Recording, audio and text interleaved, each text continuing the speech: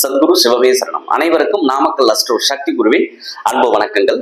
நம்ம இன்னைக்கு பார்க்கக்கூடிய தலைப்பு இஷ்ட தெய்வம் அல்லது உபாசனை தெய்வம். இப்போ நம்ம ஒவ்வொருத்தரும் பார்த்தீங்கன்னா எந்த கடவுளை வழிபாடு செஞ்சோம் அப்படின்னா நம்மளுடைய வாழ்க்கையில எல்லா வளமும் நலமும் பெறலாம் அப்படின்ற ஒரு எண்ணம் பார்த்தீங்கன்னா இருந்துட்டே இருக்கும். அதுல ஜோதிட சாஸ்திரத்துல 5, 9ஆம் பாவம் அதிபதி அல்லது 5, 9ஆம் பாவத்தில் இருக்கக்கூடிய கிரகங்களை வழிபாடு செய்ய சொல்லுது. இதுல ஒரு சூட்சமமான விஷயமா என்ன அப்படின்னு சொல்லி பார்த்தீங்கன்னா, ஒவ்வொருத்தரும் 27 நட்சத்திரத்துல ஏதோ ஒரு நட்சத்திரத்துல பிறந்திருக்கும். அதே போல் ஒவ்வொருத்தரும் 27 நாம யோகங்கள் அப்படின்னு சொல்லிட்டு இருக்கு. இந்த 27 நாம யோகங்கள்ல நம்ம எந்த நாம யோகத்துல பிறந்திருக்கோம் அப்படின்னு சொல்லி பாருங்க. இந்த நாம யோகத்திற்கு உண்டான கிரகம் என்னவாக வருது அதை யோகின்னு சொல்றோம். இப்ப இந்த யோகிக்கு உண்டான கிரகம் உங்க ஜாதகத்துல ராசி சக்கரத்துல எந்த ராசியில அமர்ந்திருக்காரு, அவர் எந்த நட்சத்திர சாரத்துல அமர்ந்திருக்கான்னு பாருங்க.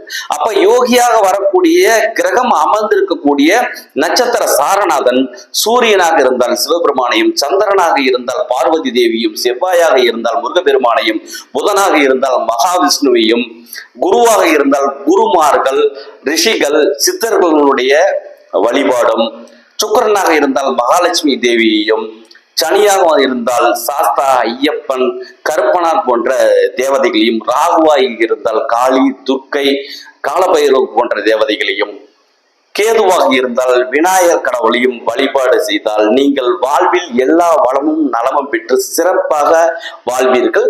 இதை எந்த கிழமையில வழிபாடு பண்றது அப்படின்னு சொல்லி பார்த்தீங்கன்னா, யோகி அமர்ந்த நட்சத்திர சாரநாதன் எந்த கிரகமாக வருகின்றதோ அந்த கிழமையில் வழிபாடு செய்து பாருங்கள். வாழ்வில் அனைத்து நலமும் வளமும் பெற வாழ்த்துக்களுடன் உங்கள் அஸ்ட்ரோ சத்குரு. நன்றி, வணக்கம்.